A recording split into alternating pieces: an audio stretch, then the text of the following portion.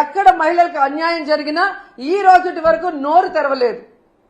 తప్పు చేసిన వాడిని శిక్షించమని ప్రభుత్వం మీద ఒత్తిడి తీసుకురాలేదు.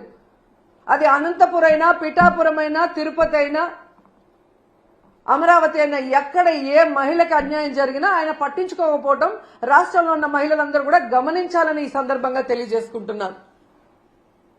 హోంమంత్రి గారుగా తన అధికారాన్ని ఉపయోగించి ఆడవాళ్ళని కాపాడాల్సిన అనిత గారేమో నా దగ్గర లాఠీ ఉందా, నా భుజాన గన్నుందా, నేనేం చేయగలను అని మాట్లాడిన గొప్ప వ్యక్తి.